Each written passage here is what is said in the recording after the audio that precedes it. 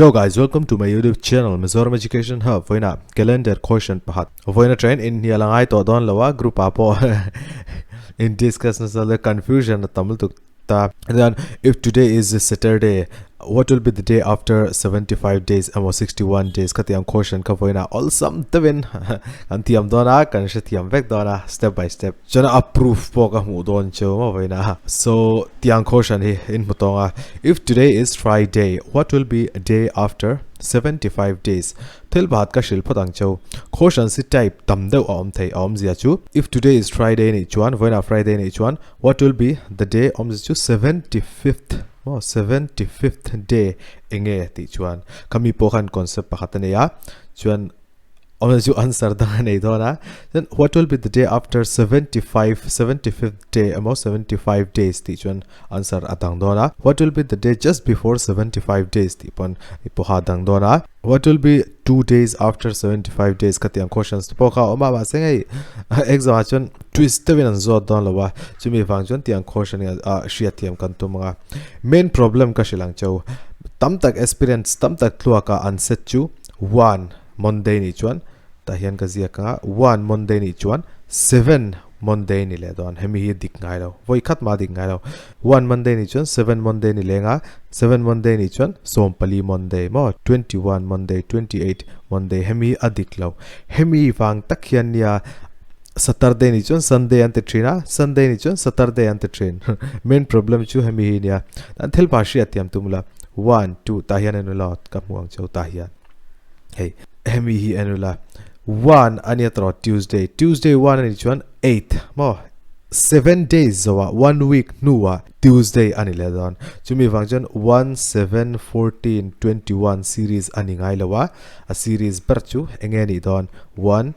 8 15 22 29 mo tihian hemi series chu ni dona achanchu every after 7 days oh the day repeats ante tre so hemi concept hi tahian kan manga tan shi atiam tumla and then question number 1 ania if today is Friday voin hi Friday ani chuan and uthel pat ka jan cho today is Friday kan ti chon mo and then today is nidang poni mai the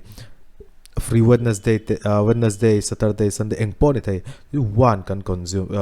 one can consider tur consume the chua one can consider turnia and then one yang at today ti chuan Friday so ma pon ka sei to tro one Friday ni chuan after 7 days zawa 1 2 3 4 5 6 7 zawang ni train 8 chu tiang bo chuan 9 10 11 12 13 14 zawang 15 chumi wang chuan 1 8 15 22 29 36 43 chuan 50 57 zawang ani don 64 ani don a chumi zwa 71 mo so hemi hi kan shia turani enru 1 Friday ni chuan 8 po Friday ni dona 15 po Friday ni don 22 po Friday 29 po Friday 36 po Friday 43 po Friday 50 po Friday 57 po Friday 64 po Friday chuan 71 po Friday so hemi hi nia in shia turchu 71 hi Friday ani chuan egan question after 75 days tan ziak lokila tihian ziak lokila hemi 75 days nia on 75th day chuan tilo after antia chumi fanjan 76th hi kan check angai don Friday 71 ania 71 Friday 72 Saturday 73 Sunday 74 Monday 75 Tuesday 76 Wednesday Wednesday okay so can answer to option number C he can answer ni don tiang pon kan solve thai thawa number of odd days mo ti hian 7 in and divide thina mo kami po khana ti thai thawa ma seng a basic shia ula a basic shia chuan in muthil lai pon mi nan kai thau chunga all sum the initial fia thai do initial thai don 75 is 7 in nge kan divide don 8 in 8 to divide tur nge 7 wa engwa akami ha confusion a create na sa thailu tuka chibi function kan shia tur chu hemi hi ani tu na mi tam takin an oilo mai thenga chibi function ta hian enge kan tiang Excel yes Excel okay Excel kan open anga chuan ta hian 1 2 ngalo array don lu tuk ti hian chon mo direct in kan tiang kan filanga chim za series kan danga chuan columns row ni lovin columns up to 100 tiang yes 100 ani to tiang bok chuan helama po hian voin Friday tro omza chu caution a Friday nia FRI kan ti dona chim za hemi hi tian khu ta kan patla de nga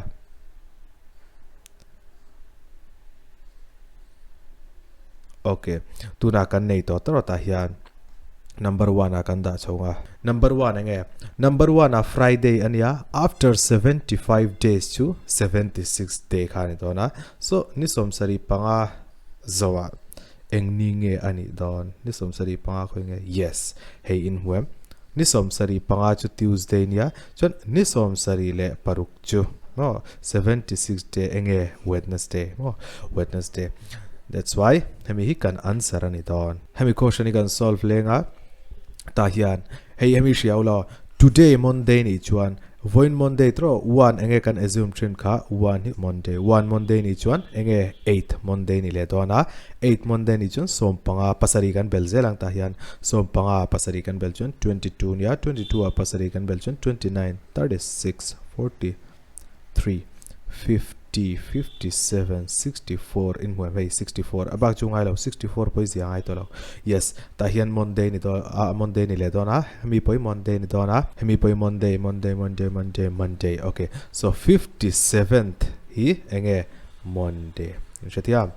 chon masen kan caution ju 61 after 61 ania chumi function 57 58 59 60 61 chon hemi hi 62nd hi kan answer ni don so 57 Monday ni chuan 58 Tuesday 59 Wednesday 60 Thursday 61 Friday chuan 62 yang ni don Saturday ni yang kan answer nge option number B hemi poi du chuan excel kan check theya kan check lokang Monday thro today is Monday chuan after 61 days okay voin Monday tro MON tahan kan type anga chumi so 100 thleng what is 100 yes light thleng hi yes tuna hemi hi one ren kan after 61 days anti tro han in muthenga hey one hi nge one Monday ni chuan after 61 days engeni dan hey tahian in muthem 61st day jus Friday nia but after 61st day na yenge Saturday so can answer chu Saturday can answer in shati amanga tuna hemi question an solve lenga 90 anti thai 1 ania 8 ania 15 ania 22 29 36 43 50 chinza 57 64 71 78 chuan 85 tok 85 na hian kan du to kanga 85 na hi enge ni don 85th day will be enge Tuesday ani don ta hian Tuesday kan zia ka tuna after 90 days anti tro chumi function 86 chuan 87 88 89 90 chuan 91st na hi answer ani don Tuesday nia 86 Wednesday 87 Thursday 88 Friday 89 Saturday chuan 90 Sunday chuan 91 hi Monday dan hemi kan answer ni dan antinan aspirants tam takin textbook a emo grade pa ada 247 ama mun tam taka tian questions and solve theya tapan diklo na chu question le answer solution hi adik vek ti ring kherlo ulama websites te poi ta hian ka muang cheu keima method ka shilang cheu after 71 days anti tro voin Saturday ni chuan hendu voin Saturday ni chuan 1 hi Saturday ni dona chuan 8 Saturday ni le dona som panga po Saturday ni le dona chimzwa 22 Saturday ni le dona 29 Saturday ni dona 36 Saturday 43 Saturday 50 Saturday 57 Saturday 64 Saturday 71 Saturday okay hemi ngai toru Saturday 71st po hi Saturday ani dona so enge kan answer ani don pakhat kan belang after 71 to 72 ani don atro chumi wangchon kan answer will be enge ni don Sunday ani dona so hemi answer turi Sunday turani textbook apo mun tam taka ho textbook apo thil tam tak diklo chu omve thin maseng min an ringlu tuka an ignore thin ta hian textbook answer hi enge in muam Monday anti question dang pakhat ka mulang cheu o ta explanation hi chu hemi an kherlo ula keima shil kha min ringula keima method kan hemi solve leila andru today is monday nia 1 monday ni chuan 8 monday ni le dona sompanga monday ni le dona 22 po monday 29 po monday 36 po monday 43 po monday 50 po monday ni dona 57 po monday okay du to kang 57 monday ani chuan ta hen ka zia ka 58 59 60 61 61 zawa 62 ani dona hemi kan answer ani don hata 57 engani don monday 58 tuesday 59 wednesday 60 thursday 61 friday 62 enge 62 enge answer saturday ani don so option number b hi kan answer ani don maseng tuntrumen ru tuntrum chu hey textbook pon atidik ve mo chimi wangchen rin tlak lo websites te mo an copy na sa thail tu an copy qual thina lom an answers te an data te an copy qual na sa thail tu antinan topper in shatro topper ti te grade up ti tiang te sarthak ti te sawal.com ti te interview mania ti te tam takom mo me an copy qual na sa thail tu chimi wangchen keima method in hemi question a hian textbooks te pon tidika maseng keima method in question masazo ka hian textbook in atidik law okay so tizong hi du tok rila in shia turchu ka soidan khan